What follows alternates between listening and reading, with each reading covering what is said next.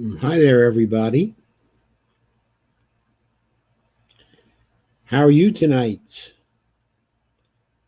Please share, share, share. Thank you.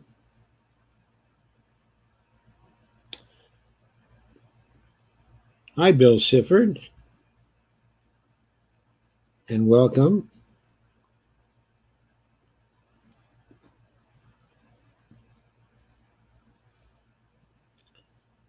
And hello to everybody. Please share, share, share this. And when it gets posted on YouTube afterwards, please share, like, and subscribe it. I'd appreciate that. There must be something else going on that's very important because I notice that right now things are going slowly. Hmm.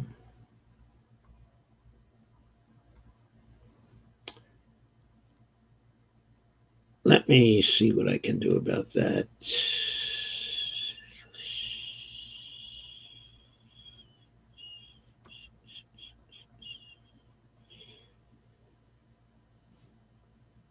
Now, let's see what's going on here.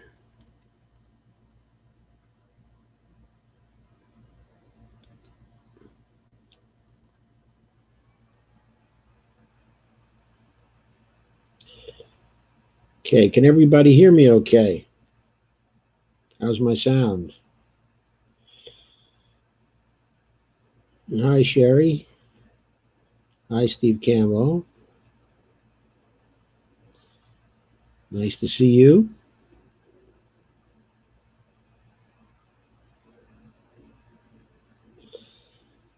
Lana says, I seem to have very slow internet right now. Tried to post your announcement 3 times. Hi, Lana. Yeah, my internet seems very slow too. And I'm cabled up directly to the internet. Hi, Catherine Glass. Nice to see you here tonight. Okay, so Stephanie's book just came out just yesterday. Of course, I haven't been able to read the whole thing yet, so I'm going to do this review in parts. Uh, Before I get to the book itself, I want to take a brief time to just review 2 news items, which I thought were of some interest. I don't have to say too much about them, it won't take very long. But they were in Common Dreams.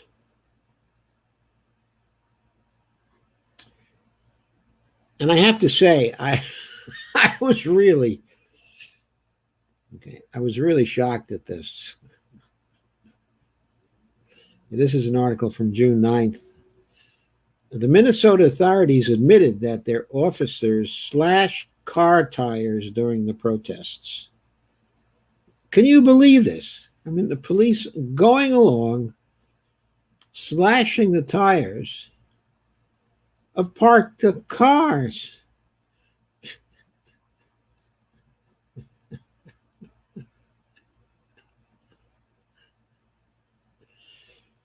A spokesman for the Department of Public Safety, Kane, Minnesota, said in a statement that state patrol troopers strategically deflated the tires.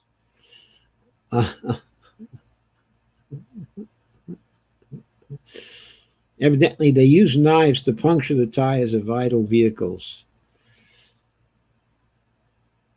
As protests against brutality and racial injustice erupted across Minneapolis.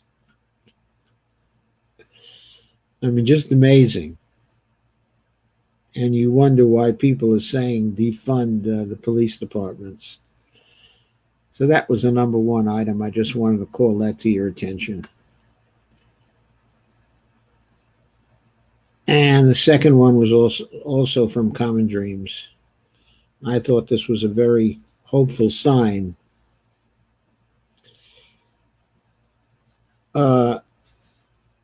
We've been stymied for some months now because Chuck Schumer decided he was going to make an establishment candidate, okay, by the name of Amy McGrath, okay, the choice for the Democratic Party to run against Senator Mitch McConnell. And so they anointed Amy McGrath. She raised a lot of money because they anointed her, something like $4 million or so to run.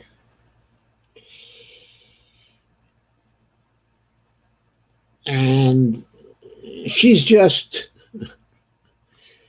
presented herself to the public, okay, as a Democrat who would most often vote along with President Donald Trump.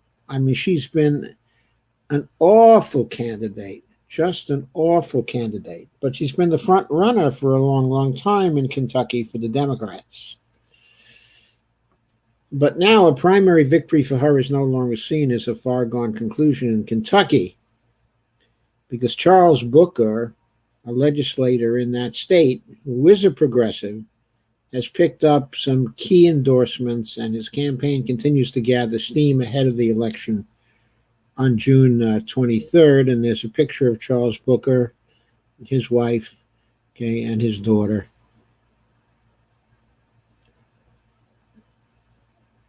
And this article was written by Julia Conley on June 9th. Julia Conley is a staff writer for Common Dreams. But both Bernie Sanders and Alexandria Ocasio-Cortez announced their endorsements, just as Charles Booker's first major ad campaign hit airwaves throughout Kentucky. The ad buy was a substantial one at $400,000 and comes after recent fundraising success for the state house member, who has raised about $100,000 per day since the beginning of June. So he must have had a little money before that, but anyway, that's $1 million if you count today. A couple of weeks ago, Booker couldn't afford an ad buy. A couple of weeks ago, he couldn't afford a poll, said strategist.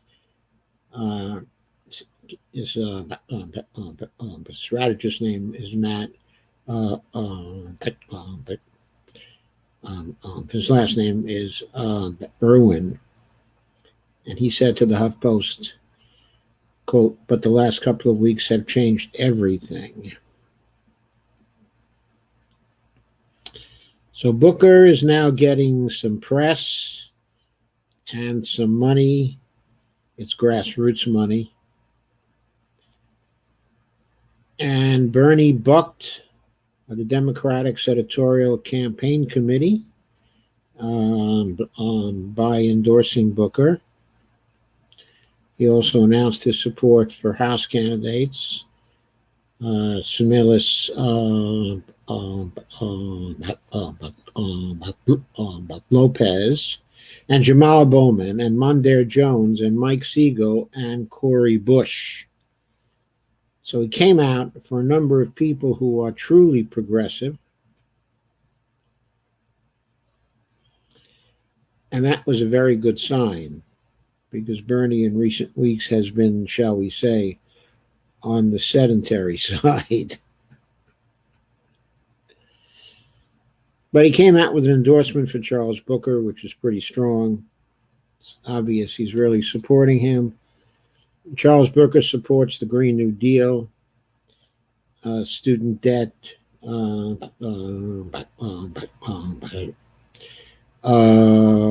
relief, and a universal basic income. And since he's a supporter of the Green New Deal, and presumably it's Bernie's Green New Deal, that means he also supports a job guarantee, which is part of the Green New Deal of Bernie Sanders. And also, did I say he was a Medicare for All supporter? Well, he is. So he's labeled his primary opponent A pro-Trump Democrat to her promise to ensure Trump's 2016 campaign promises are passed by Congress.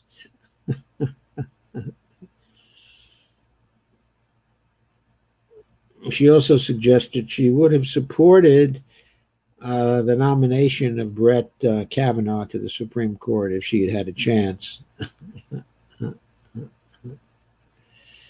So there it is. I thought that was interesting. There seems to be now a contest in Kentucky. I believe the vote is coming up on June 23rd.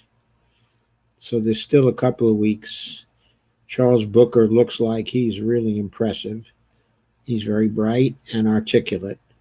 He's also been endorsed from Kentucky sportscaster, who was mentioned for the Senate himself, specifically Matt Jones, and 3 members of the Democratic leadership in the state, and the Herald Leader, that's a Lexington paper, the editorial board in that paper backed him on Tuesday. So he looks like a good candidate. Hopefully he'll have a fighting chance to win. And I think running a progressive campaign in Kentucky, with all the problems they have there, suggests that we might have a chance at knocking off Mitch. Finally, at last. Of course, Charles Booker does have to win in the primary. So now on to Stephanie's book. Okay, I thought as sort of an introduction, it would be a bit striking to go over some of the reviews, okay, at Amazon of the book. There was a live stream on it a little earlier tonight. David K. Johnston had a conversation with Stephanie between 7 and 8 p.m. tonight. It was on Facebook, and I posted it to my page at that point. But this book is already a #1 bestseller, which is probably not too surprising because it's been advertised on Amazon, okay, and also promoted for more than a year. In fact, I ordered my copy more than a year ago and finally got it just yesterday. I bought the Kindle version because, in part, you can display that on screen, of course. And you can also put it on up to 6 computers, which is very, very nice, and read it over the internet as well. So I like to do things with Kindle. I'm not old-fashioned in that way, but I wanted to get to the reviews.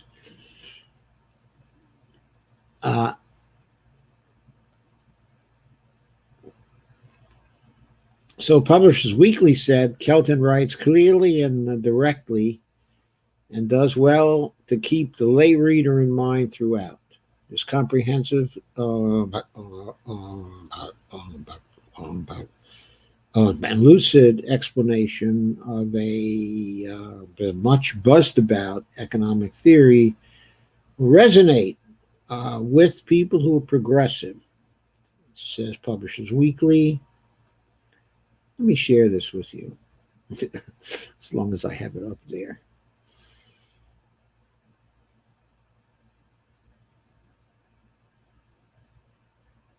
Okay.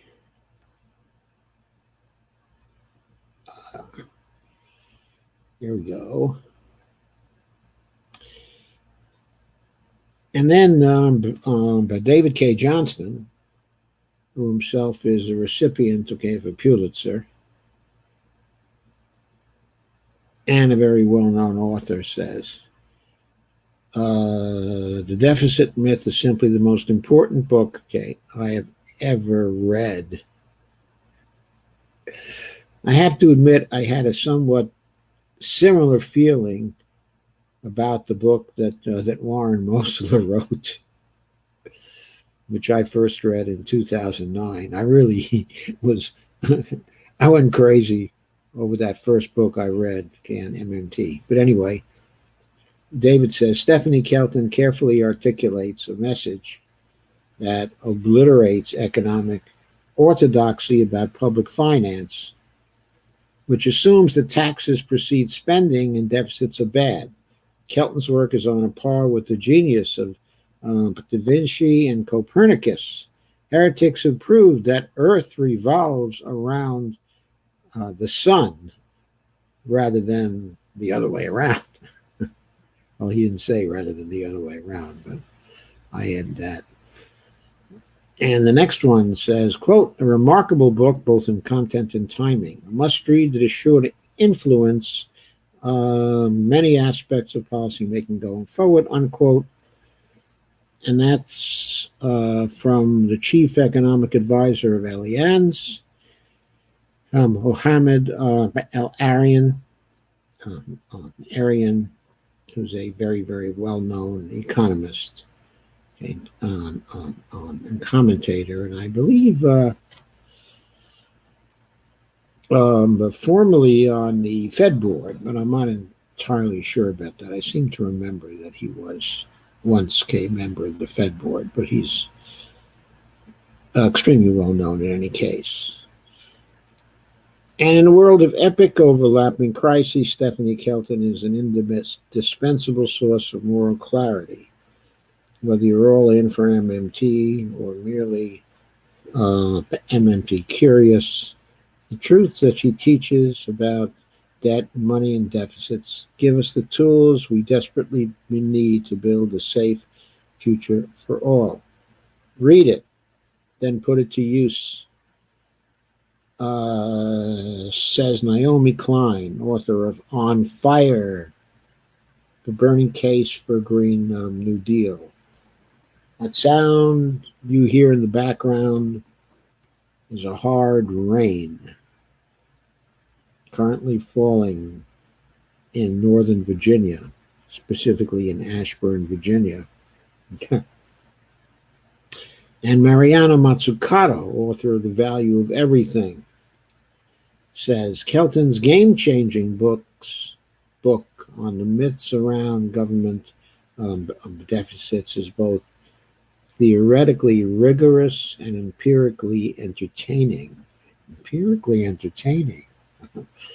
That's an interesting turn of the phrase. It reminds us that money is not limited, only our imagination of what to do with it. After you read it, you'll never think of the public purse as a household economy again. Read it, says Mariana Mazzucato. And there's John T. Harvey, professor of economics at Texas Christian University, and a columnist for Forbes magazine, I might add, for some time, also known as the cowboy economist. John T. Harvey says, the deficit myth is a triumph. It is absorbing, compelling, and most important of all, empowering, embracing a well-researched framework that focuses on how real-world economies actually operate. She lays out a realistic path to true economic prosperity. It is an approach that focuses on Main Street and not Wall Street, and will permit us to not only revitalize the struggling middle class, but address critical social problems like chronic unemployment, poverty, healthcare, and climate change. We, of course, face many binding constraints on our ability to act, but Kelton argues that the intentional underemployment of our own resources that results from the pervasive influence of deficit myths should not be one. We have needed this book for a very long time. Everyone should read it and then reread it before it is too late to change course.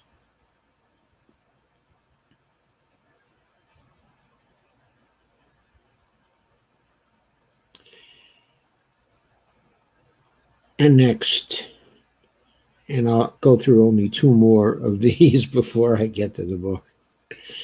But, quote, Kelton's mission in this powerful book is to free us from defunct orthodox thinking about fiscal deficits rooted in the bygone era, the gold standard. Our theoretical canvas is um, um, modern monetary theory. At its core, MMT offers a simple proposition. In a fiat currency world, the finances of we the people ain't the same as a summing up of our individual budget constraints, because we the people can't go broke. Only deficit spend our collective self into inflationary excesses.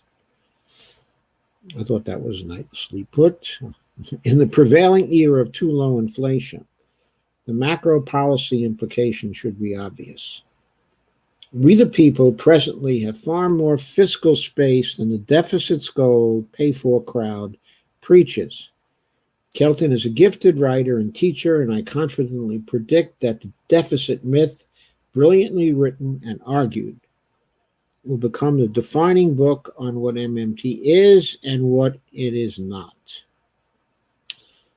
And the author of this particular snippet from the review is Paul Allen McKay,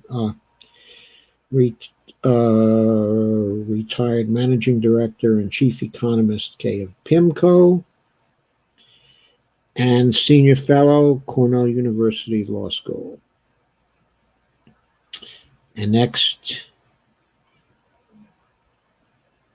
is a snippet from James K. Galbraith, Jamie Galbraith, full professor at the University of Texas, at Austin, and the head of a research center there. And he says, clear exclamation point, compelling, eye-opening and persuasive. The deficit myth is an adventure in the world of budgets, jobs, trade, banking, and above all, of money. With the great force of common sense, Stephanie Kelton and the MMT team have broken through the closed circles of so-called sound finance, a stale orthodoxy that has weakened and impoverished us all. This book shows how they did it, and it blazes a path forward toward a better world built on better ideas. Jamie Galbraith is at University of Texas, at Austin, of course. Okay, so this book is highly touted, and from what I've read so far, I think it is rightly so.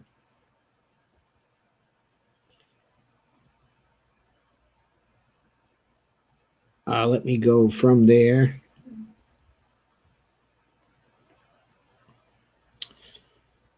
But to the book itself. And one of the advantages of Kindle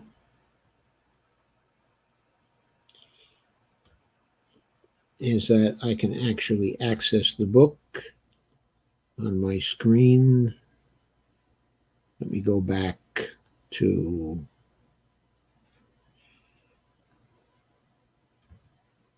the cover. Here we are at the cover, a picture of Uncle Sam showing his empty pockets. And the subtitle is Modern Monetary Theory and the Birth of the People's Economy. Well named, the People's Economy. Yes, indeed.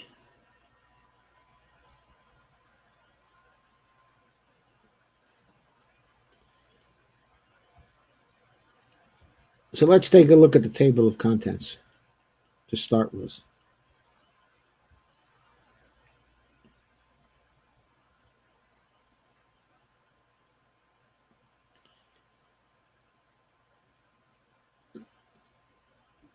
There's, of course, a cover, a title page, a copyright, and there's a dedication.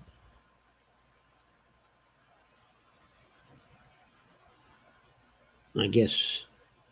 It's for Bradley, okay, and Catherine, who, if I recall correctly, well, I'm not going to speculate because I don't recall correctly whether they're Stephanie's kids. I think they are.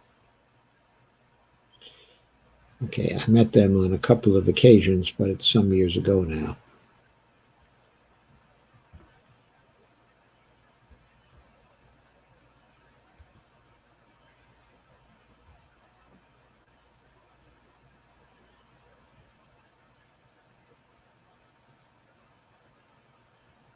So the introduction, bumper sticker shock. It ain't what you know that gets you into trouble. It's what you know for sure that just ain't so. She starts off with that quote from Mark Twain.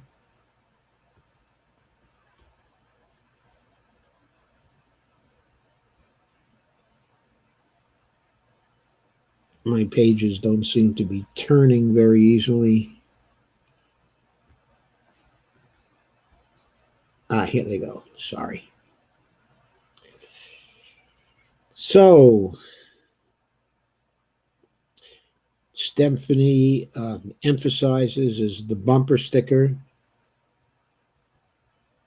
that was on the cover of the car, the bumper sticker of Uncle Sam,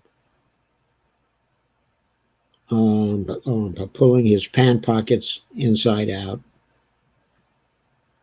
signifying no money, no money, no money.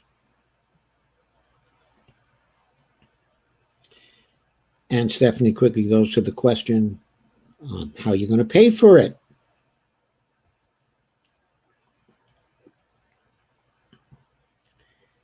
And then she asks, what if the federal budget is fundamentally different than your household budget? So, a first approach is to suggest that the myth of the household budget as applied to the federal government is just a myth. She asks some key questions. She asks, what if the federal budget is fundamentally different than your household budget? What if I showed you that the bogeyman of the deficit isn't real? What if I could convince you that we can have an economy that puts people and planet first, that finding the money to do this is not the problem? Then she goes back to Copernicus and talks about, of course, the need for a paradigm shift, a shift in point of view, anyway. And then she moves to MMT and characterizes MMT as a lens, as a way of seeing modern monetary theory, of which I have been a leading proponent to explain this Copernican shift. And she gives examples of countries that happen to be monetary sovereigns, where the government is the monopoly issuer of a fiat currency.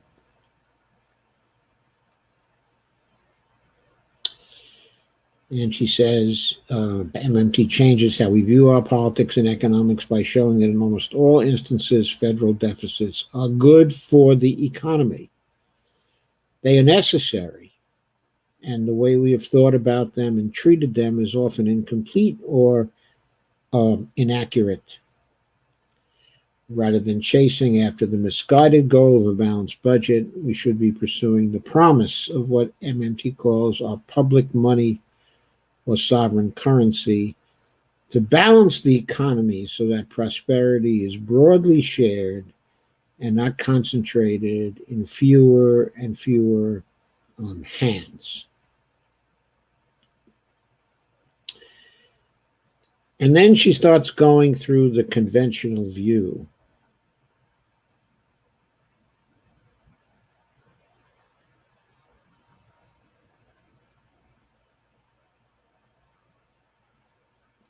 for a couple of sentences, and then she says, MMT radically changes our understanding by recognizing that it is the currency issuer, the federal government itself, not the taxpayer, that finances all government expenditures. Taxes are important for other reasons that I will explain in this book, but the idea that taxes pay for what the government spends is pure fantasy. And she says, I was skeptical when I first encountered these ideas. In fact, I resisted them. And she says that she sought to refute the claims of MMT through intense research about our government's fiscal and monetary operations. She did this while working for her PhD. But then she says, by the time I developed this into my first published peer-reviewed academic paper, I realized that my prior understanding had been wrong. And the original publication of that paper as a report was in 1999, if I recall correctly. And the publication of the peer-reviewed academic paper, in a journal, was during the year 2000. She points out here the core idea behind MMT may have initially appeared outlandish, but it proved to be descriptively accurate. She says, in one sense, MMT is a nonpartisan lens that describes how our monetary system actually works. Its explanatory power doesn't depend on ideology or political party. Rather, MMT clarifies what is economically possible and thus shifts the terrain of policy debates that gets hamstrung over questions of financial feasibility.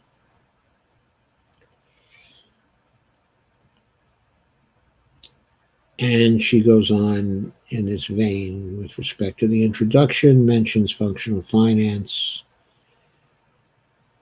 And then she asks, do I believe the solution to all problems is to simply spend more money? She says, no, of course not. And then makes the point, just because there are no financial constraints on the federal budget, on federal spending, doesn't mean there aren't real limits to what the government can and should do. And she talks about the internal speed limit regulated by the availability of real productive resources, the state of technology, the quantity and quality of its land, workers, factories, machines, and other materials. If the government tries to spend too much into an economy already running at full speed, inflation will accelerate. And then she emphasizes again, there are limits. Okay.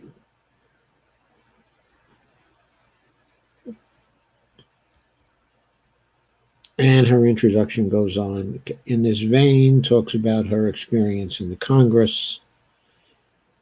It is a good introduction. It's written in a very clear way. It mentions the central point, that Congress has the power of the purse. If it really wants to accomplish something, the money can always be made available. That, of course, is strictly true. Strictly true. She emphasizes spending or not spending is a political decision. Points out, obviously, the impact and the ramifications of any bill should be thoroughly considered. But spending should never be constrained by arbitrary budget targets or a blind allegiance to so-called sound finance.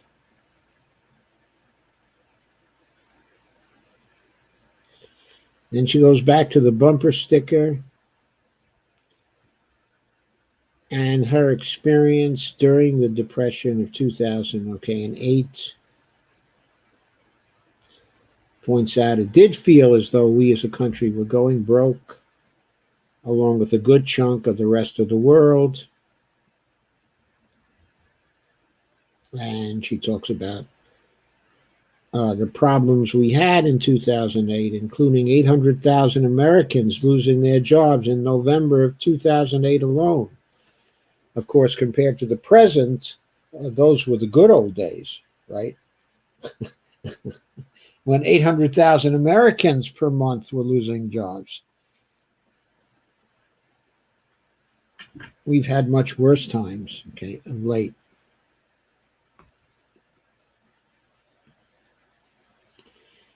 Tax receipts fell off a cliff. Spending to support the unemployed rose sharply, pushing the deficit to a record $779 billion. There was panic all around. And proponents of MMT, like herself, she says, saw this as an opportunity to offer bold policy ideas to the incoming Obama administration. We urge Congress to enact a robust stimulus, calling for a payroll tax holiday, additional aid for state and local governments, and a federal job guarantee.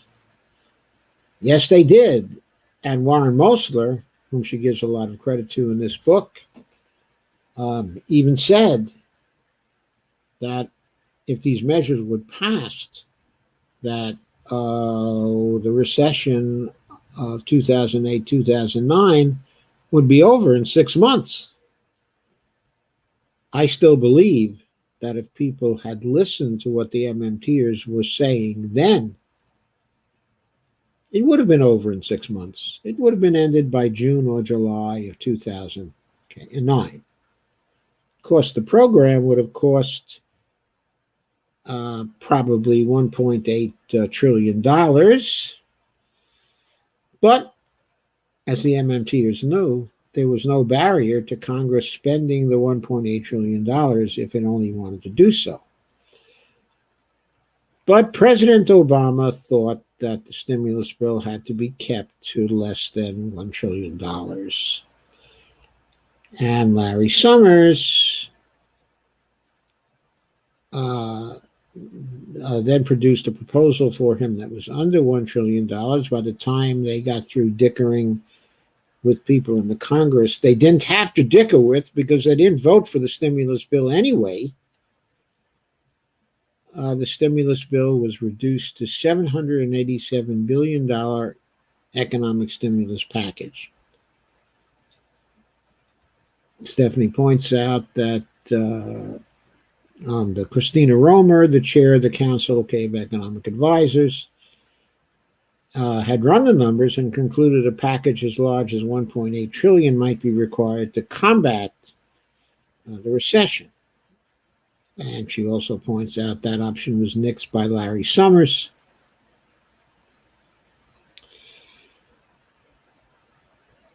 And the political difficulties of actually getting the problem solved.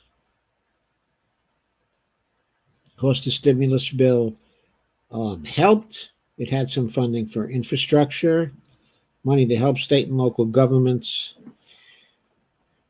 some money for green investment projects, not too fulsome, and substantial tax breaks to encourage private sector consumption and investment. The economy shrank and the deficit climbed to more than $1.4 trillion, but the stimulus bill helped somewhat.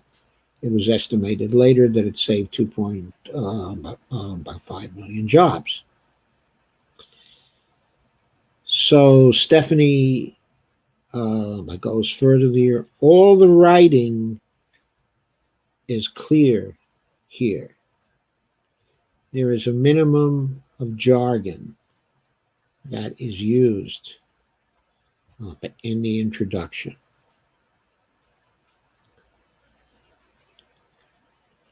There's a historical overview of what happened during the recession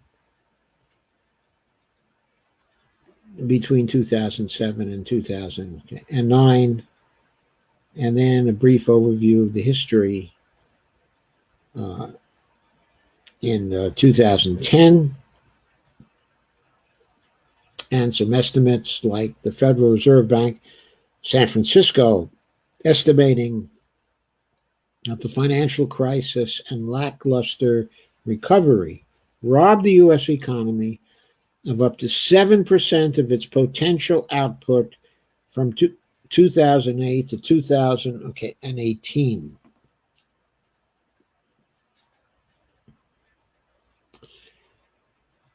According to the Federal Reserve Bank of San Francisco, the decade of subpar economic growth, the lost decade, which the MMTers were trying to avoid back in 2010, cost every man, woman, and child in America the equivalent of $70,000 worth of wealth. Stephanie asks, why didn't we make a better policy? And her answer is that there's certainly some truth, okay, to the position that there were political problems. But she says party politics weren't the only obstacle. The politics of deficit hysteria, embraced by both sides for decades, served as an even bigger impediment. And I can attest to that. The politics of deficit hysteria at the time were being played by the Peterson Foundation, newly founded and funded with about $1 billion by Peter G. Peterson,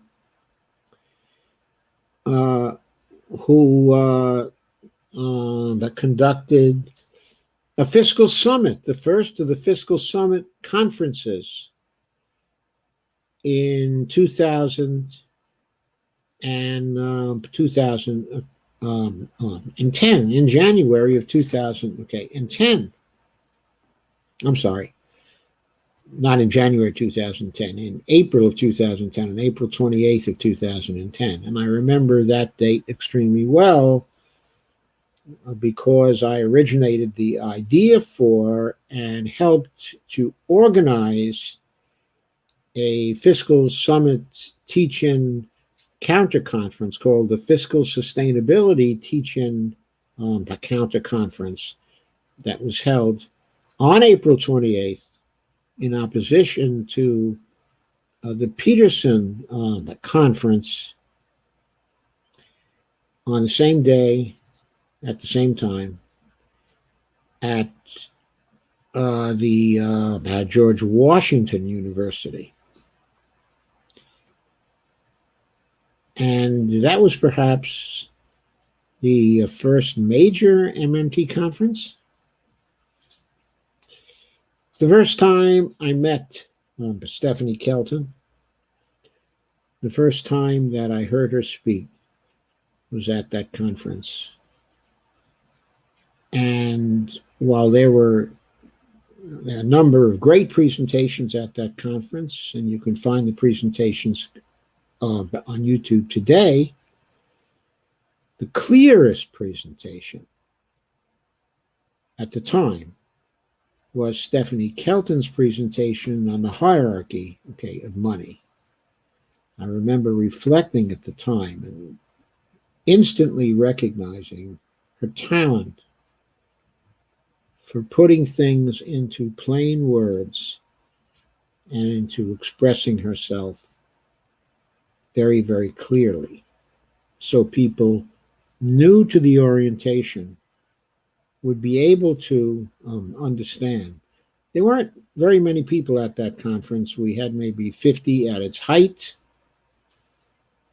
But we had a number of people, in addition to the MMTers, who became strong adherents of MMT based on their experience at that particular conference, and who later became people who blogged MMT and who helped to support it.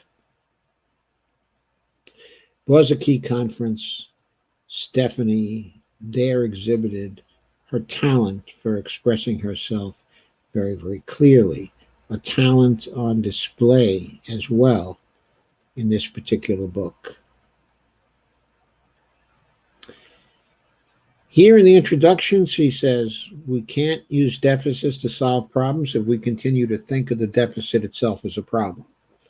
Right now, half of Americans, 48%, say that reducing federal budget deficits should be a top priority for the president and Congress. This book aims to drive the number of people who believe the deficit is a problem closer to zero. It won't be easy. To get there, we're going to have to carefully unravel the myths and misunderstandings that have shaped our public discourse. Now, I know how difficult that is because I've been trying to persuade people that the deficit is not a real problem since I became committed to MMT in the early part of 2010. And since then, I've written countless blogs, on MMT. Well, they're not countless, but they are in the hundreds. And in many, many of those blogs, the objective was to express to people why and how and for what reasons the deficit, that neither the deficit was much of a problem, nor was the national debt or the debt to GDP ratio ever a problem as long as the United States remained a monetary sovereign. I wrote hundreds of blogs on it. I wrote 2 volumes on what real fiscal responsibility is in opposition to the Peterson Foundation. I wrote a book on the $1 trillion coin, which was really about that. I wrote also my own book on fiscal myths of the 2016 campaign, which, by the way, are also fiscal myths of the 2020 campaign, the 2018 the campaign.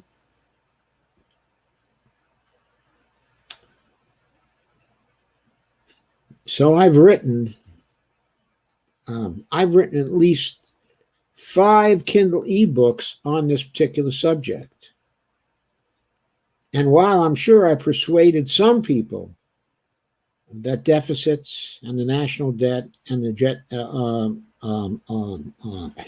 to GDP ratio are faux problems, and that what's normally described as fiscal responsibility is faux fiscal responsibility as opposed to real fiscal responsibility,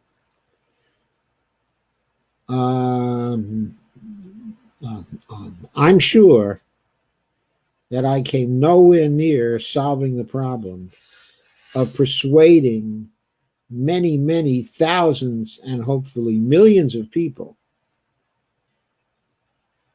that their outlook on federal finance and federal spending was severely in error.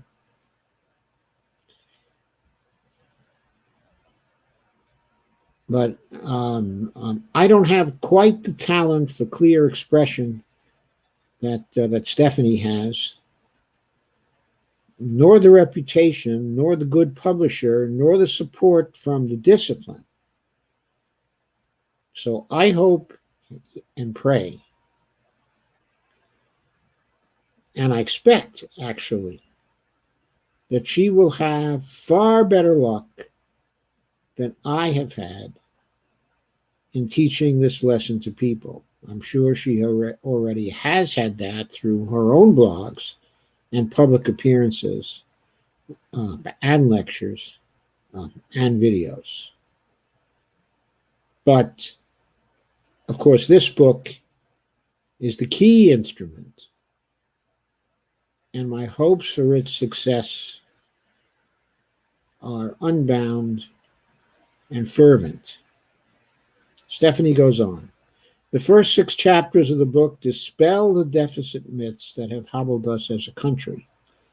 To begin, I tackle the idea that the federal government should budget like a household.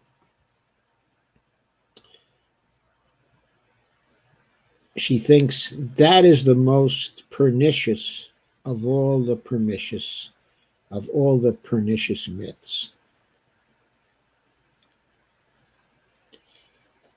And I think, in the next paragraph, she expresses her own view very well. The truth is the federal government is nothing like a household or a private business. That's because Uncle Sam has something the rest of us don't, the power to issue the U.S. dollar. Uncle Sam doesn't need to come up with dollars before he can spend. The rest of us do. Uncle Sam can't face mounting bills he can't afford to pay. The rest of us might. Uncle Sam will never go broke. The rest of us could. Now, that is surely a very clear statement of the essence of her view. When governments try to manage their budgets like households, they miss out on the opportunity to harness the power of their sovereign currencies to substantially improve life for their people. We will show how MMT demonstrates that the federal government is not dependent on revenue from taxes or borrowing to finance its spending, that the most important constraint on government spending is inflation.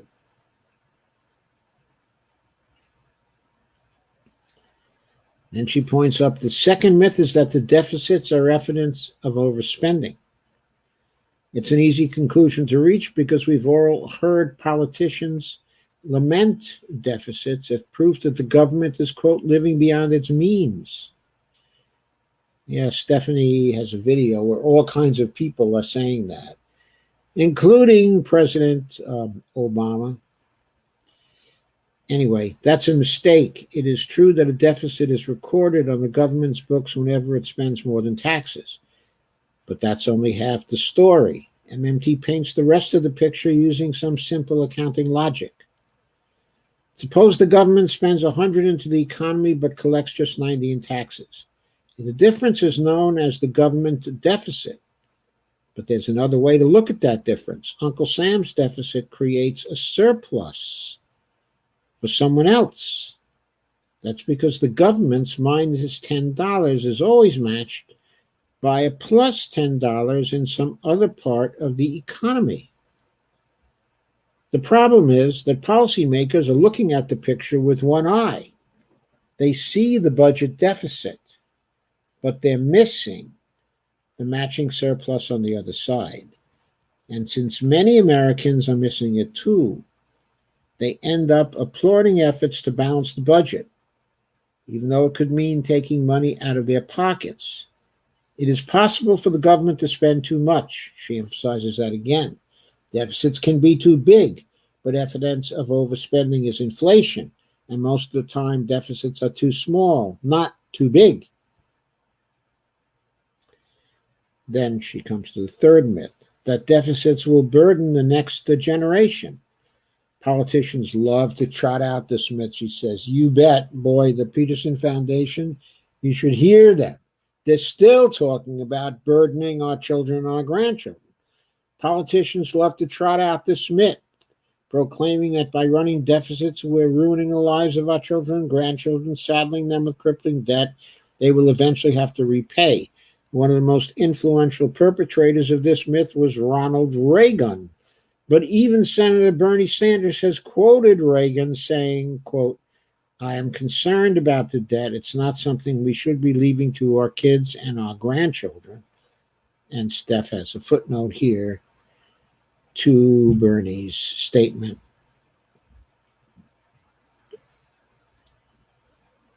And then Stephanie points out that there's a flaw in the logic that leads to that particular conclusion, as powerful as it may be. And she points to the fact that GDP was at its, the debt as a share of GDP, the national debt was at its highest, 120% in the period immediately following the Second World War. Then he said, this was the best period. Then she says, this is really the best period ever for the economy. The same period in which the middle class was built, real median family income soared, and the next generation enjoyed a higher standard of living without the added burden of higher tax rates. The reality is that the government deficits don't force financial burdens forward onto future populations. Increasing the deficit doesn't make future generations poorer, and reducing deficits won't make them any richer. And she goes into the fourth myth, which is the notion that deficits are harmful because they crowd out private spending. So she briefly summarizes, Kay, in the introduction, the major myths that she's going to dismiss. These myths follow the outline very closely provided by Warren Mosler in The Seven Deadly Innocent Frauds, his great little book, which was the first piece of MMT that I ever read. Stephanie is going to go into this in detail in this book. What she's basically doing here is to outline much of the book. And then she says, after we examine the faulty thinking underlying these 6 myths and countering them with solid evidence, we will consider the deficits that do matter. And then she talks about the real crises that we are facing.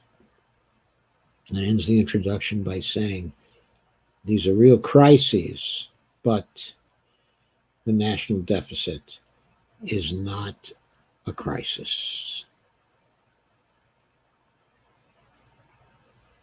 Actually, I take that back. She hasn't yet finished it. She talks about President Trump's 2017 tax bill. Points up that the economic framework I'm advocating for is asking for more fiscal responsibility from the federal government, not less. And she says we just need to redefine what it means to budget our resources responsibly. Our misconceptions about the deficit leave us with so much waste and untapped potential within our current economy. So Stephanie means in this book to redefine fiscal responsibility, to show what it really means.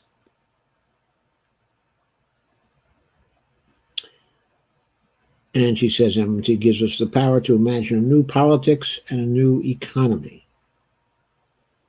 I think in particular, it gives us the power to really do something about the climate crisis by implementing the Green New Deal.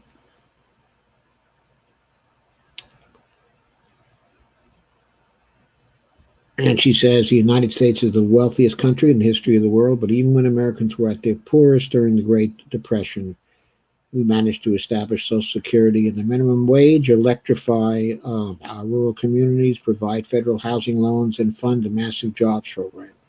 Like Dorothy and her companions in The Wizard of Oz, we need to see through the myths and remember once again that we've had the power, we have had the power all along. And of course, she's right about that. But she says once again, because she knows that the New Deal generation and the generation immediately in the post-war knew that these things were myths because of the experience of spending during the Second World War. They knew about functional finance back then. They knew the federal government was not limited in its spending by outmoded conceptions of fiscal responsibility. But a later generation, the generation in the 1970s, unlearned those lessons of the Second World War. And that's why, she says, we need to see through the myths and remember once again that we've had the power all along. And we have.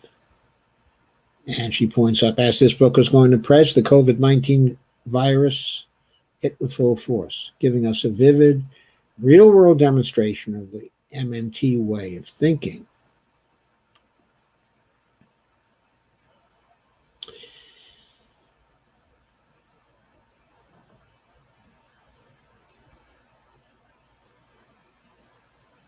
Entire industries are shutting down, she says. Job losses are mounting, and there is the potential for an economic collapse that could put unemployment on par with the percentages last seen during the Great Depression.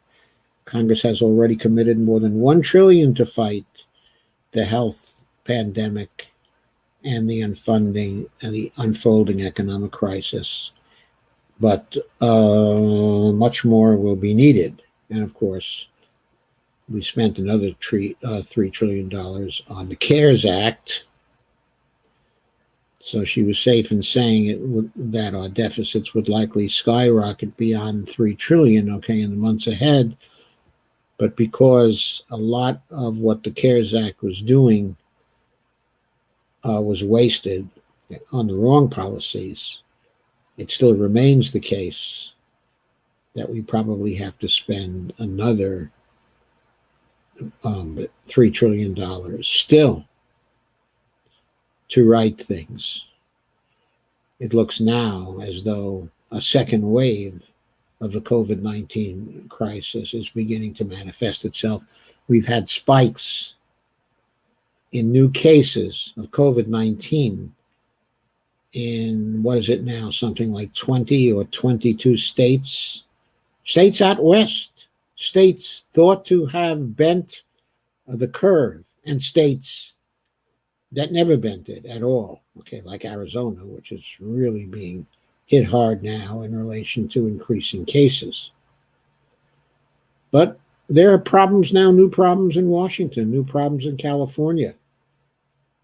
There are problems, I believe, in Idaho in terms of its seeing a rapid acceleration, okay, of COVID-19.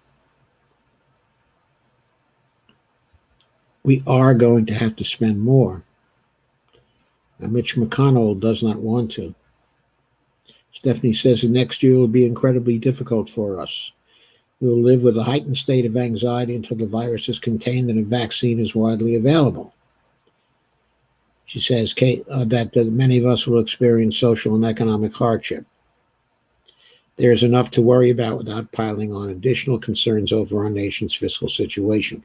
But we must note the Republicans and many Democrats, including Nancy Pelosi, are already piling on additional concerns over our nation's fiscal situation.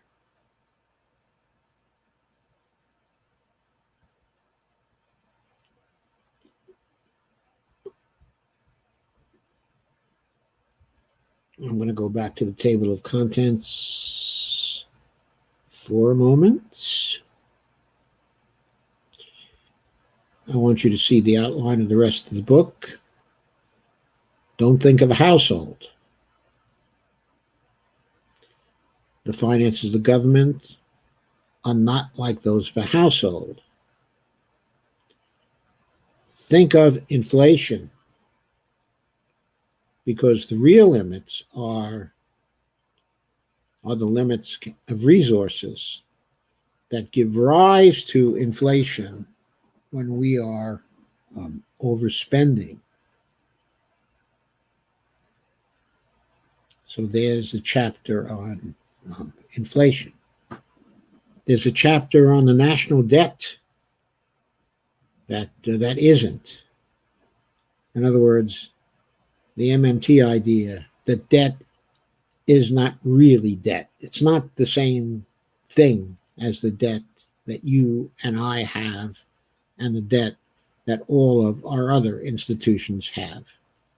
When the federal government goes into debt, it has a different meaning entirely. Their red ink is our black ink. That's going to cover the balance, that when the government is in deficit, some other sector of the economy must be in surplus, must be having black ink. So red ink for the government is good for other sectors, perhaps for the foreign sector of the economy, perhaps for the private sector of the economy. And Stephanie is going to discuss, or does discuss in the book, what winning at trade means, what it really means. She's going to indicate that to have a trade surplus is not necessarily winning a trade because you're sending real goods. You're sending over real goods if you have a trade surplus. And what are you getting in return? You're getting electronic credits. A big deal.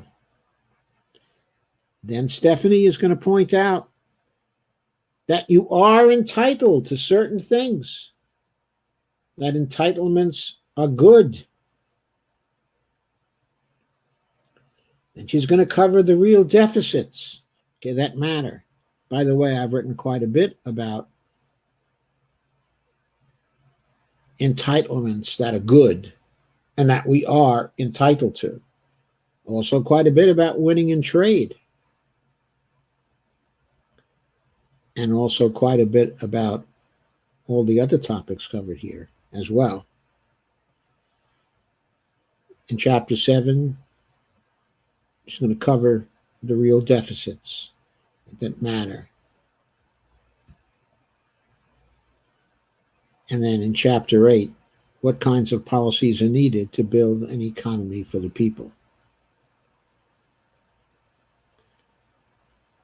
So the book is in 8 chapters. Those chapters look like they are very apt. Let's go to Don't Think of a Household.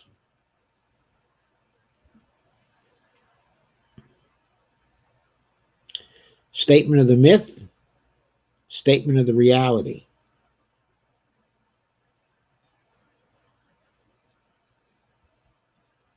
Okay, by good examples. Starts off with Sesame Street. 4 images appear on a matrix on the screen. A banana, an orange, a pineapple, and a sandwich. And children would have to decide what thing was not like the others. And she and her sister would holler back at the TV set, the sandwich, the sandwich.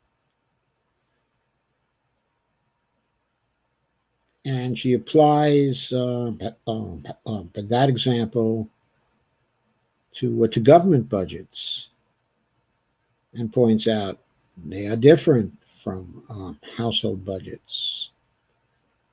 She uses examples of that kind whenever she can. Why? Because the original idea is that the government budget was like a household budget and were presented in a folksy kitchen table sort of way. So to counter that,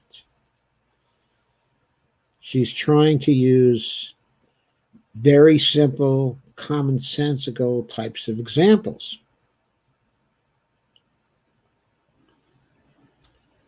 And she talks about how the deficit hysterians use these examples to con people, to make them think that cutting budgets is good for people, is virtuous.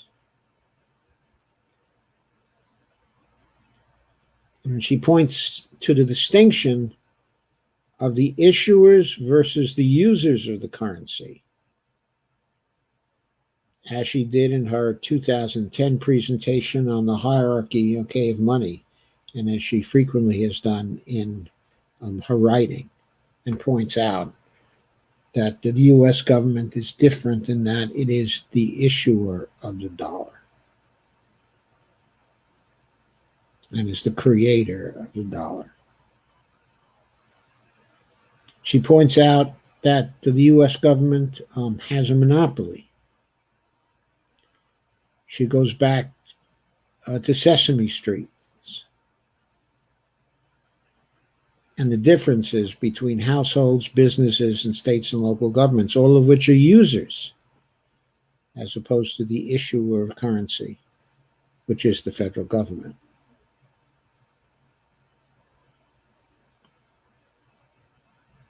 And she talks about how the users of currency have to worry about their debts, that debts for them have a different meaning than they do for the issuer of the currency, whose debts are not like the other debts.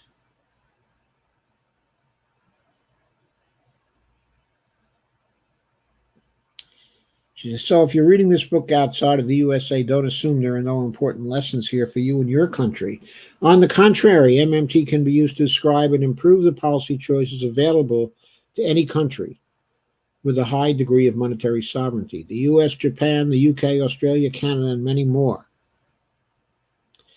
And as we'll see in Chapter 5, MMT also offers insights for countries with little or no monetary sovereignty, nations like Panama, Tunisia, Greece, and Venezuela, and many more.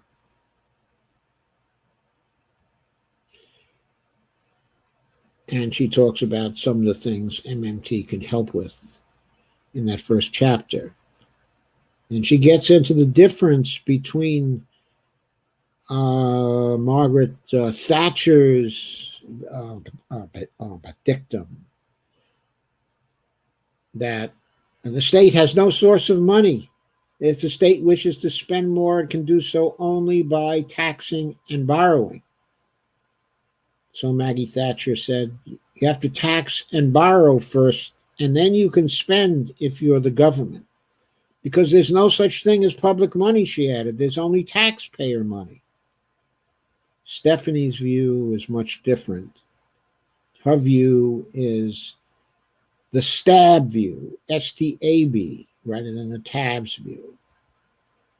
And the STAB view, of course, is the view that says that spending comes first. The money comes first.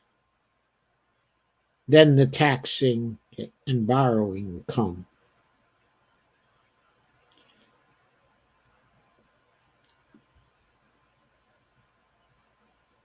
And where did she learn that spending comes first? This is one of the most essential insights, gave MMT.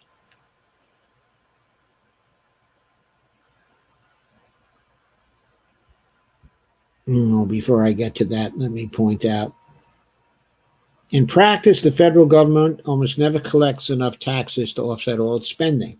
Deficit spending is the norm, and everyone in Washington, D.C. knows it, and so do voters. That's why so many politicians complain that Congress needs to get its fiscal house in order before it's too late. To demonstrate their commitment to good old-fashioned household budgeting, the Democrats, led by Speaker Nancy Pelosi, the enemy of progressive Democrats, reinstituted the budget rule known as pay-as-you-go or pay-go in 2018. With pay-go in place, borrowing to finance new expenditures is technically off limits. That reduces its tabs to just tax and spend. T's. So lawmakers face intense pressure to cover any proposed new spending with revenue from new taxes. She asks, is this a good political strategy? Is it good economics? It certainly sounds like a wholesome approach to budgeting, but it's rooted in a flawed understanding of how the federal government actually spends. In fact, it gets everything backward. And then she gets to STAB.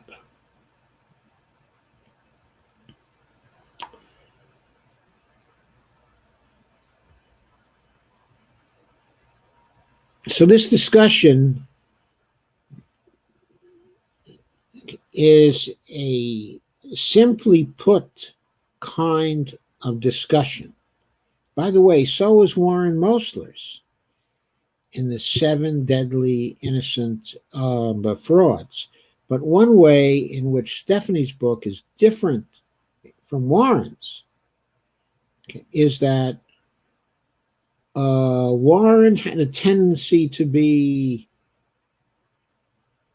too simple, to gloss over certain things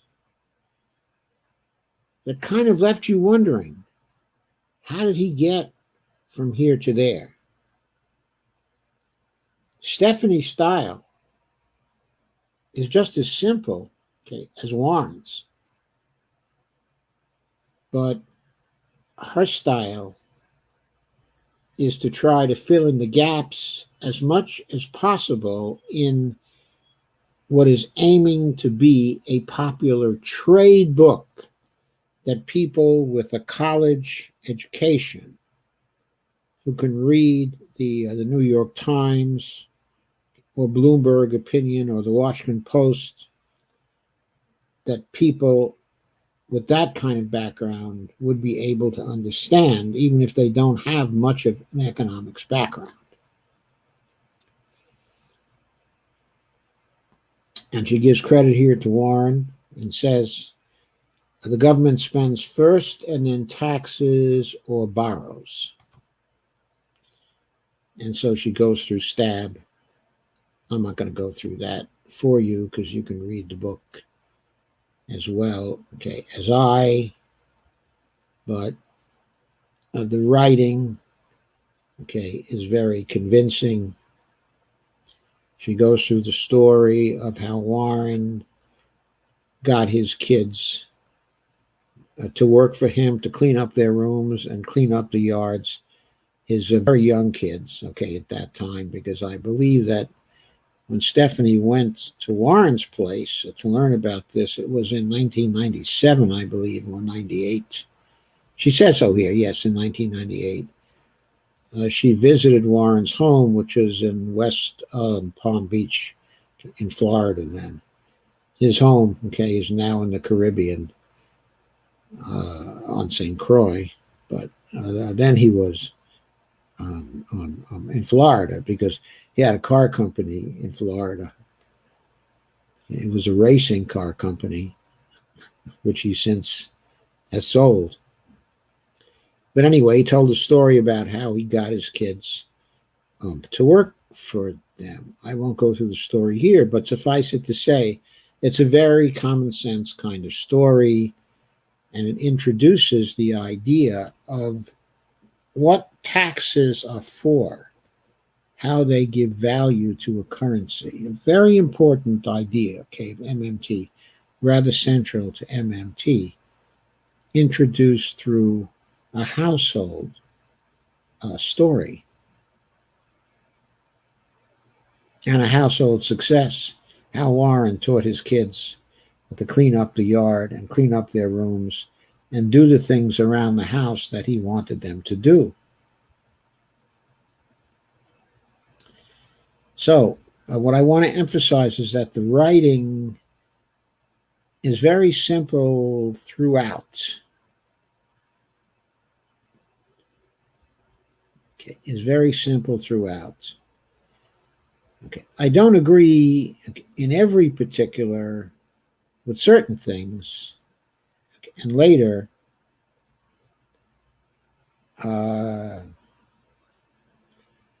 okay, I'll come up with points that need a little more detail for a fuller explanation.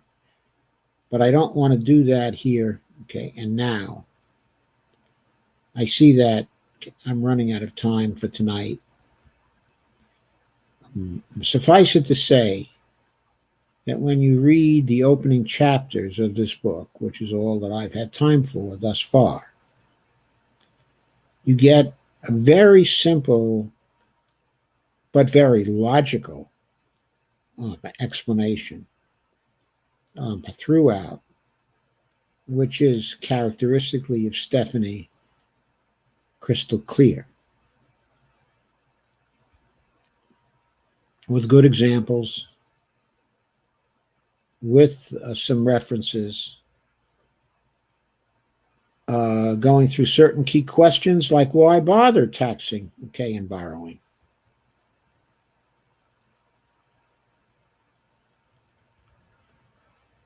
Explained, the question is answered through reference to a 13-year-old Her name is Amy, okay, from Bristol, in the UK, who in 2018 asked the question and raised the issue of what's the point of taxes? Why does the government need to take my money in taxes? Why does the government have to borrow? And Stephanie uses that to go into the 4 important reasons that MMT recognizes as important for taxation. And I'm not going to go into them here, but it's easy for people to understand these 4 reasons for taxation.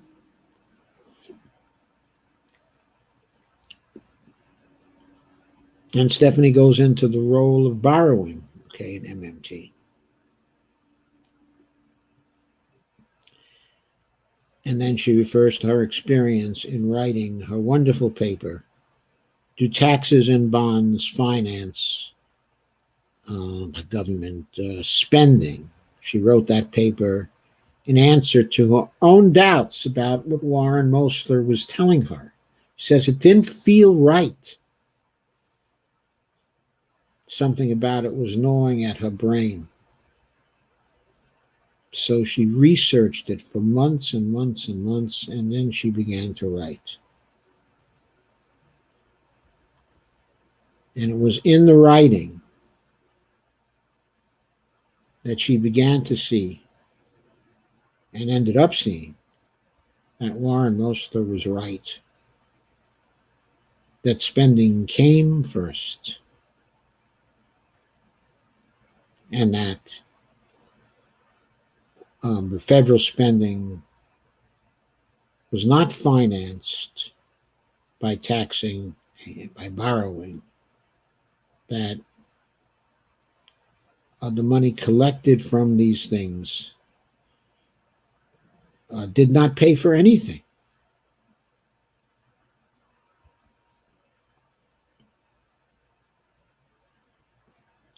And why does the government need to borrow, she says? The answer is, it doesn't. It chooses to offer people a different kind of government money, one that pays a bit of interest. In other words, U.S. treasuries are just interest-bearing dollars. To buy some of those interest-bearing dollars from the government, you first need the government's currency.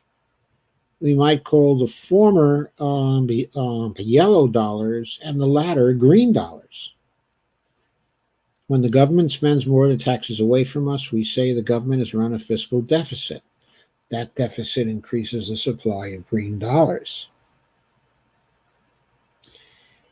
And then she points out, for more than 100 years, the government has chosen to sell U.S. treasuries in an amount equal to its deficit spending. So if the government spends $5 trillion but only taxes $4 trillion away, it will sell $1 trillion worth of U.S. treasury. But what we call government borrowing is nothing more than Uncle Sam allowing people to transform green dollars into interest-bearing yellow dollars.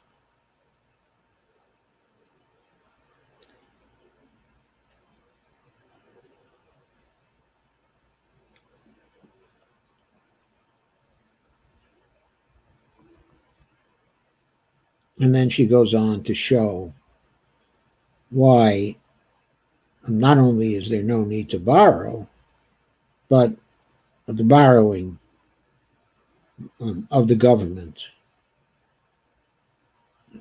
through selling the yellow dollars in return for green dollars isn't anything like our borrowing.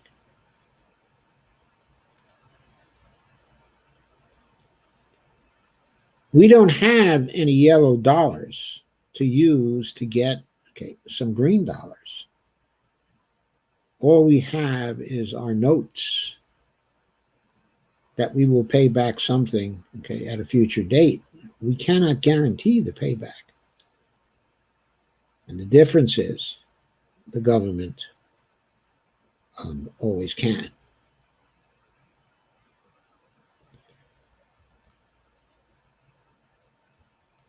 I won't go through the rest of this. It's time for us to consider your comments. But of course, the real limits are the limits of our real resources and the limits of inflation. So in part two, I'll take up chapter 2 and the following chapters.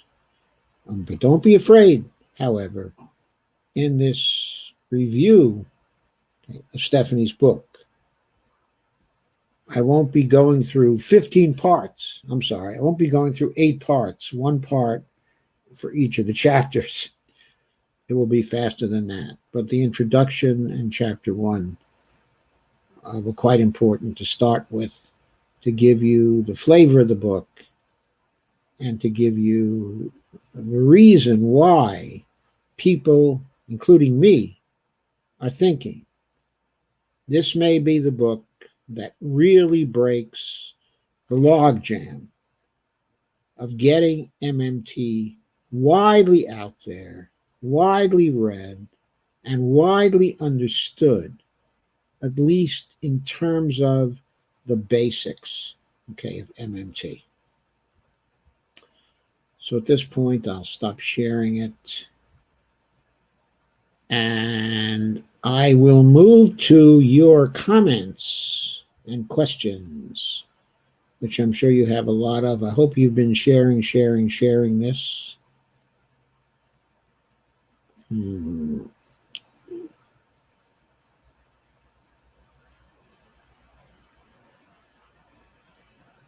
And Bill Sifford said, I shared it to my Bill Sifford for Idaho pages. Hey, Bill Sifford, are you an MMTer? Lana says, I seem to have very slow internet. I guess we said that before.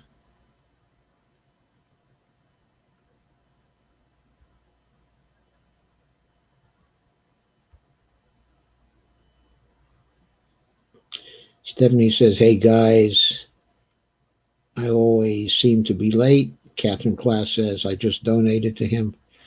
Thank you, Catherine. Stephanie says, sharing on phone while listening. Thank you, Stephanie. Lana asks, is Kentucky a closed primary? Offhand, I don't know. But, okay, I can look it up in Ballotpedia easy enough. Stephanie Kelton says, Stephanie is one of my heroes. Steve says, I'm late. Paula Jean won. Yeah, I noticed that today. That was wonderful that Paula Jean won. I'm very excited about that. Very excited about that. I really want her to be a senator in the worst way. Evelina says, you're smiling today, Dr. Joe. It's contagious and wonderful. Thank you, Evelina. It must be that the book finally appeared. Jack Briggs says, what the fuck is this BS? Jack, read the book. Barbara Wernick says, great reviews. Stephanie says, I got to share in all my groups, but one before FB got me. I always do my largest groups first anyway. Thank you, Stephanie. Barbara says, Kelton is spectacular. She certainly is. Steve says, seems to me that even with MMT, the elites and the MMC steal all the money. Witness the recent CARES Act. Steve, it's not a question of with MMT or without MMT. You have to distinguish MMT as a lens with which to view what's going on from MMT-based policies. We don't have MMT-based policies right now. I mean, the CARES Act is not really using anything about MMT. It doesn't make use of the idea that the federal government can create its own net financial assets whenever it wants to create net financial assets in the private economy. Doesn't really make use, okay, of that idea. Okay, remember, the slush fund for the large corporations that came out of the CARES Act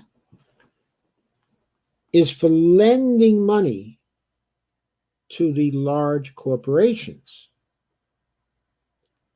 The part of the CARES Act, which is about making loans to small businesses and then forgiving the loans, that part isn't going through the Fed as a loan program. It's a loan program that's being administered by the SBA. It's fiscal policy, clearly fiscal policy. And no one has said yet whether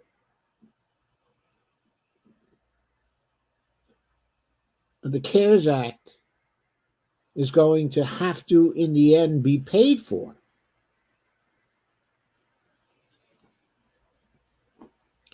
Nobody's really talking MMT with respect to the CARES Act as yet. Steve asks, did you get jail's time? Steve Wolfbrand, let me look. Kay says, hi all, I was having severe storms here tonight, so I'm late. Yeah, there are severe storms here too. This is the fourth serious shower I've had since I've been on. Is the euro a sovereign currency?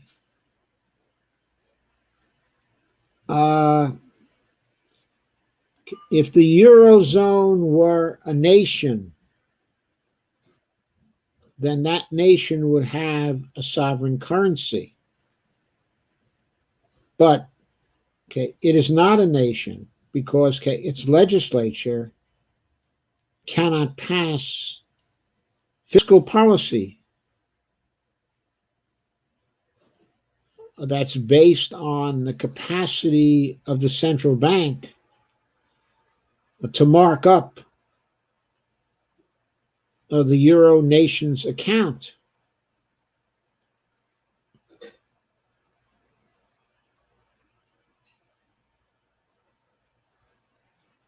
So the euro is not the currency of a sovereign yet.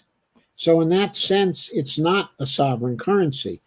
It is a currency that is created by the European Central Bank, though.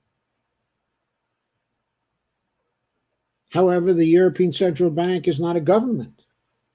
So that currency is not yet a sovereign currency.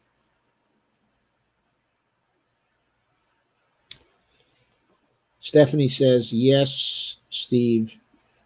Facebook jail until 8:27 tomorrow night. I guess I'm lucky, Stephanie, because I'll be coming on at 9.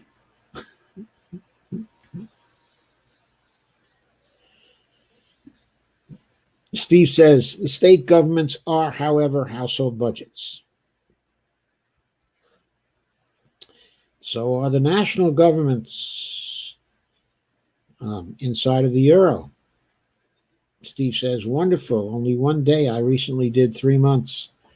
Sandy says, shared. Steve says, I think so, but I think they have more controls, such as the member nations agreeing. Maybe Joe can clarify. Well, what the member nations would have to agree to do is to become states within a federal union. And nobody seems to want to do that yet. So that's not happening. Sandy says, hi, Kay. Sandy says, hello, everyone. Hey, Sandy. Hi, Sandy. After the storms finally moved through, it's finally cooling off some. Barbie Crisp says, is it possible to get a non Amazon link to purchase the book? Yes, it is possible to get a non-Amazon link to purchase the book, but not a Kindle version, of course. For a Kindle version, you have to go to Amazon, which is why I put up the Amazon link. But the Strand bookstore, okay, in New York, that showed the interview of Stephanie by David K. Johnston uh, earlier today, is a good place to buy the book, and you will find them at their Facebook page. So look up the Strand bookstore, okay, in New York, and you'll be able to purchase the book from them.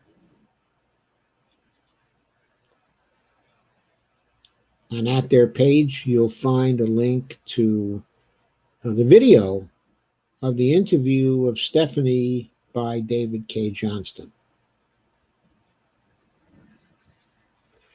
Sandy puts in a life hack: 15 best online bookstores for cheap, new, and used books. HTML. Thank you, Sandy. Sandy says, try that link, Barbie. Steve says, I actually made a lot of money in the stock market during the Great Recession's U-shaped recovery, but I know most people were devastated, especially if they sold at the bottom or lost their homes. Yes, they were devastated. Many people lost a fortune. More hellos.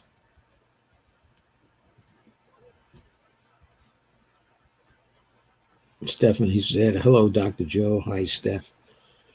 Bonnie said, Steve said, Bonnie might get jealous if Doc keeps swooning over Kelton. No, Bonnie likes Stephanie too. We usually watch her together here. Steve says, didn't FDR do a lot of MMT during the Depression and World War II?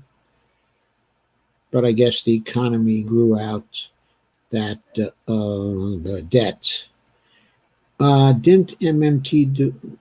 No, FDR did not do a lot of MMT because MMT as a lens with which to see the economy was not invented until the 1990s. What FDR did do a lot of was Keynesian economics, including functional finance. I think it's correct to say that most probably the New Deal picked up a lot of functional finance, which was also picked up by the later MMT synthesis. But he did not do a lot of MMT as a whole because his economists did not have the understanding of MMT we have today. Sandy says the currency wasn't fiat back then. Sandy, it was, Kane, it wasn't. When it came to domestic spending and domestic expenditures, it was fiat back then because Franklin Roosevelt took us off the gold standard domestically in 1933. And during the Second World War, international trading was pretty well governed by the United States back then. For international trading, we were still on the gold standard, except that there were many countries that went off the gold standard during time of war. But the Bretton Woods Conference at the end of the war took us back on the gold standard.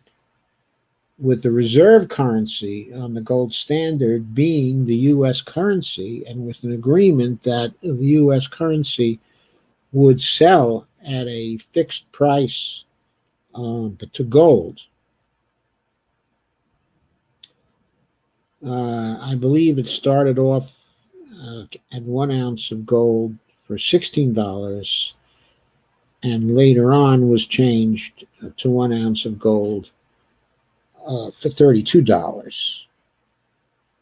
Okay. The U.S. maintained the fixed exchange rate for gold, and the gold window open for international trades until August of 1971, when Richard Nixon closed the gold window because the French were making a run on our gold, and we were afraid that we were going to have a currency crisis in the middle of the Vietnam War.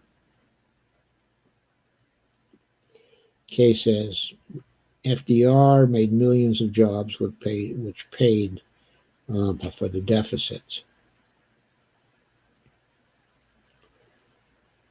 Well, the debt to GDP ratio was very high for a while, but from after 1946, it began to shrink, and the growth of the United States way outpaced the deficits, because after the war we ran very small deficits and sometimes even some surpluses. And so the debt to G ratio went down. I believe it reached bottom in Jimmy Carter's time, something like 32%, if I recall correctly, or something like that. Then it began to go up again during Reagan's administration. Sandy says, hi, Harriet. Kay says, paid to the deficit. Hi, Lana. Kay says, back in FDR days. Sam said, I thought we were off it domestically by then. By 1933, Sam. Harriet Garner. Hi, Sandy. Lana says, hi, Sandy. Yes, 1971 in the Nixon administration. August 1971. Steve Wolfbrand said, that still doesn't work. We don't pay the deficit. That's right. He's right. We pay the debt. We don't pay the deficit. 1971.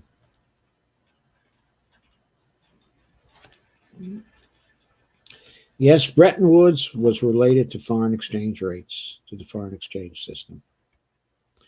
Sorry, my nose is itching a little right under there, so I'm scratching it a little.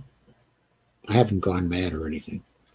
Kay says, somewhere around there, Sandy. Sandy says, by deficits of federal assets. No, deficits are assets turn into assets. They're contributions to assets in the private sector and or the foreign sector. In other words, they're contributions to assets in the non-government sectors, okay, of the economy.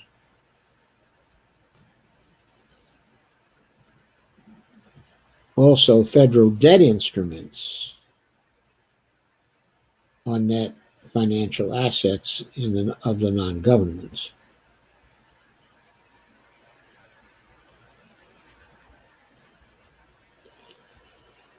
Sam says, there was a cartoon going around that Steve Drummond likes to share that had to do with FDR, the Great Depression. They were in a boxing match and cutting the chain off his ankle that was tied to a weight that said the debt maybe.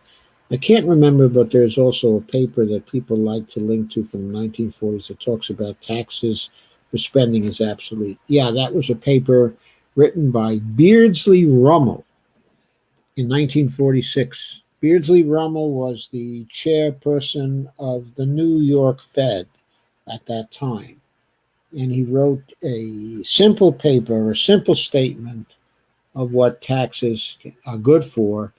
That serves as the basis of MMT views today and is frequently cited by MMT economists. Randy Ray cites it very frequently, and Stephanie does, okay, as well. And Randy's written a blog on New Economic Perspectives about that. I can find you the link to it. It's a very good and short piece of work by the chairperson, okay, of the New York Fed. And Sam asks, Lana, do you know what I'm talking about? Steve says, in a couple of studies that the virus is mutating into a less lethal form. I hope so. That would be excellent, wouldn't it? Especially for us old people. Oh, I just read somewhere the other day that statistics are showing that people who are 80 and over have about a 70 times the chance of dying from COVID-19 as people who are 40 have. So there's a huge, huge difference. I hope I remembered that correctly.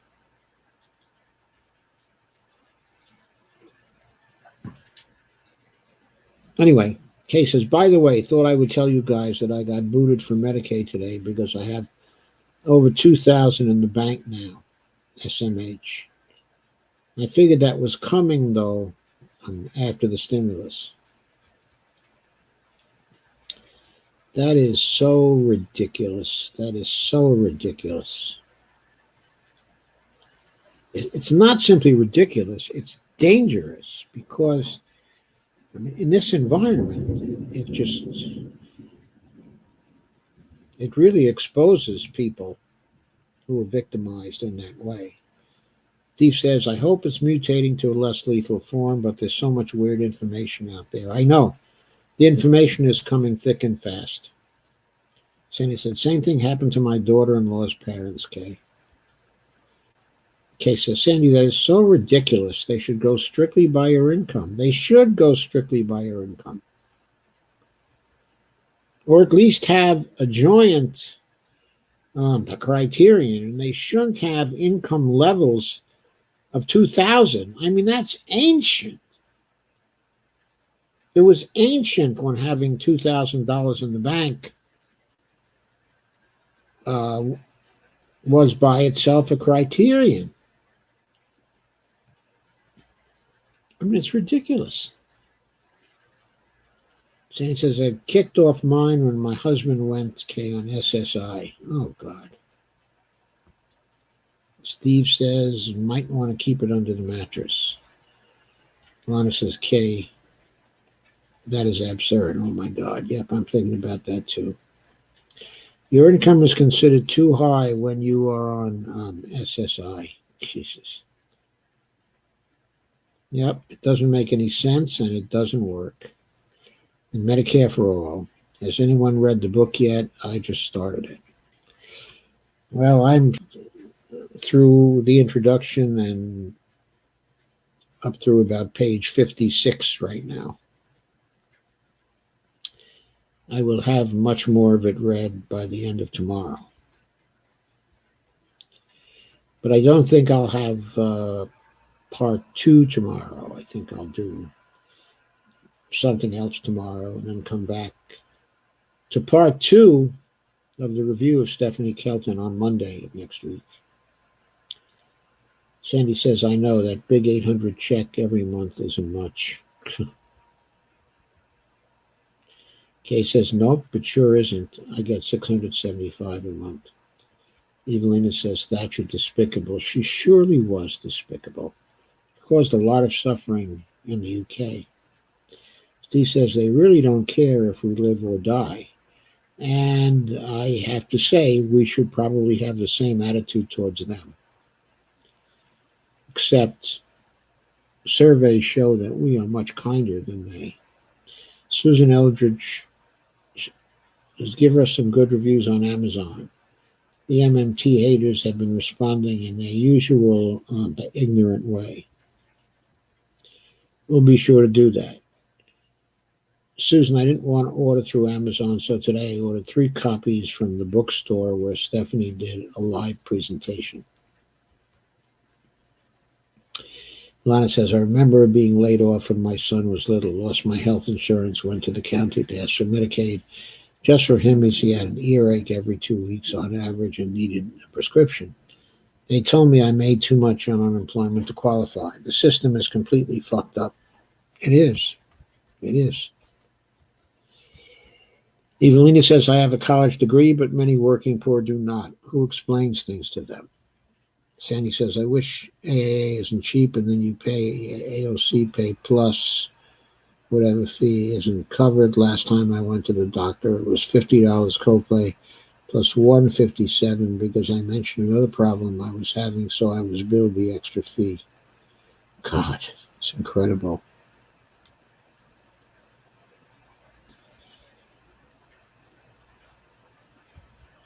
Evelina says, just wondering. Susan says, Evelina Ponte can join one of the many MMT Facebook groups to learn more.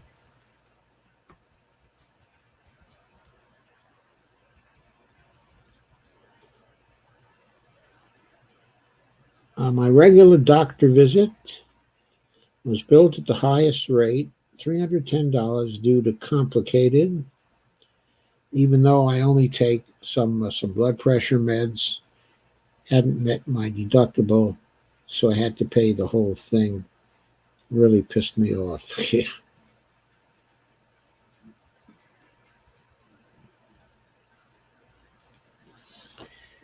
Evelina says, I need a simple way to explain to later translate into Spanish. Evelina, I think there is a Spanish version of the book, if that is helpful.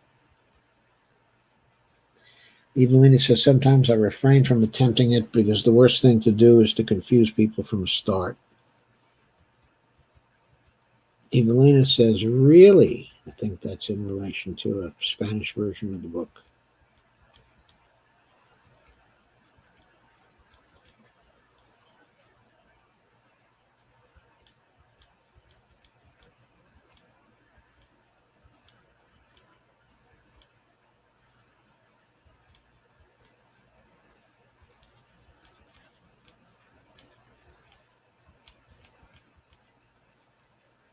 Evelina says, really?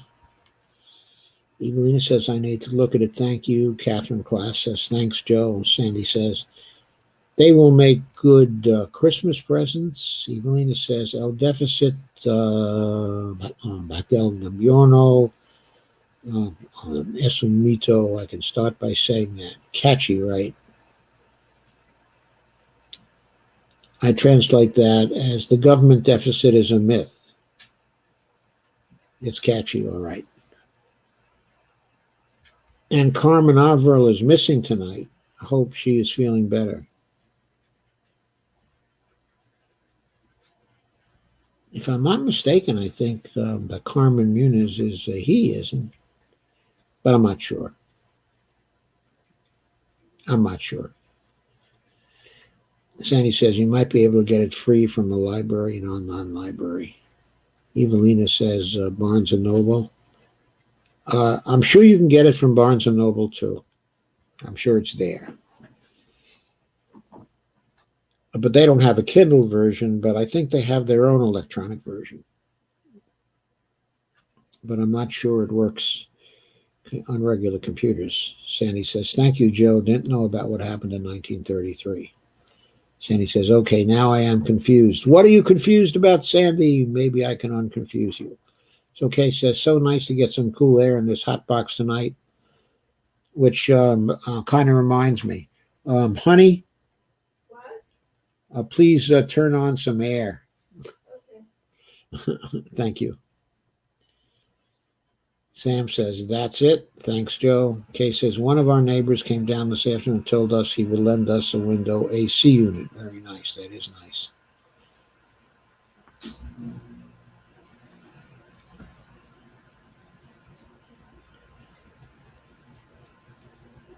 Kay says, that 2000 limit is Obamacare. God. Kay says, it's a bitch to be poor in this country, and they work to keep you poor, too. Sherry says, looking forward to our chat on Saturday. Yes, so am I, Sherry.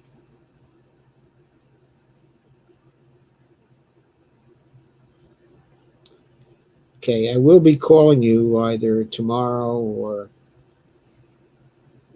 depending upon how tomorrow goes, certainly on Friday, because I won't be doing a live stream on Friday. So I'll certainly have the time then if I don't have it tomorrow. But before Saturday, we will definitely have that chat we've been meaning to have.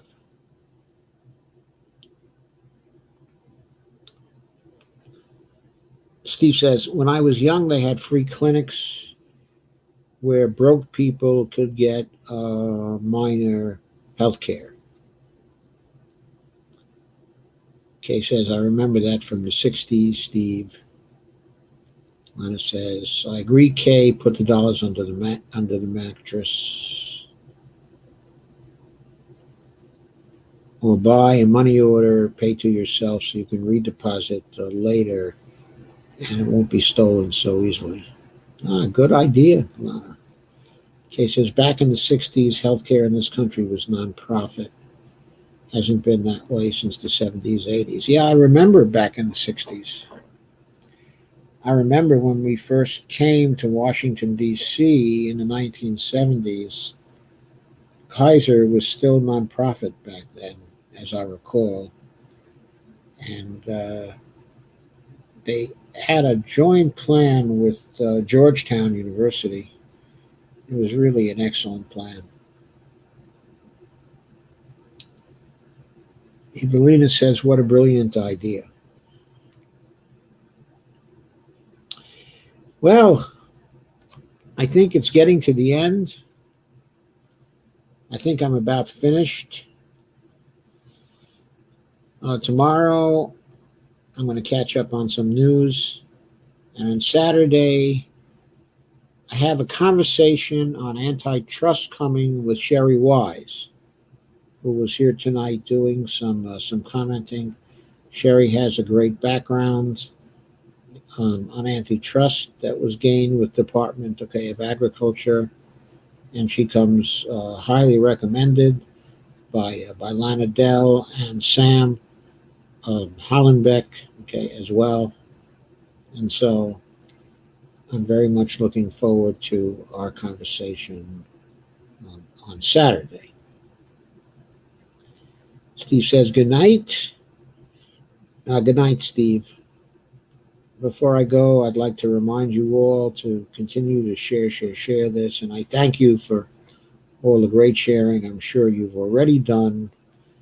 And of course, there's my Patreon link again and the link to my YouTube channel. And please, please, please occasionally go to my YouTube channel and like, share, and subscribe that. I really need to be able to build up the subscribers to that. And remember, subscribing to a YouTube channel doesn't cost anything. But it does get me into enough subscriptions that I might be able to monetize a little if we get sufficiently high. So please help, and please, when you go to YouTube, share, smash that like button, as Jordan Sheridan and Jen Dye say. Smash the like button, smash the like button. Anyway, good night, all. And I will see you tomorrow. Anna says, we love Sherry Wise. Harriet says, thank you. I also buy Stephanie's book. This was very informative. Thank you for coming, Harriet. Very nice to see you here. Anna says, Evelina, upon thank you. I used to be a teller. Evelina says, thanks, Dr. Joe. Keep smiling. I can't keep smiling for various reasons, Evelina. You can't keep smiling, okay, at everything. My disposition is to smile, but I also can get angry at all the crap I see around me. Thank you for coming, Sam. And Kay says, thank you, Joe and all, for a great discussion. Love you all. Lana says, good night. And Sandy says, and comments on YouTube. Thank you, Sandy. Laura says, thank you and good night, all.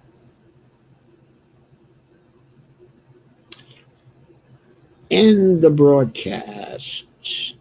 End the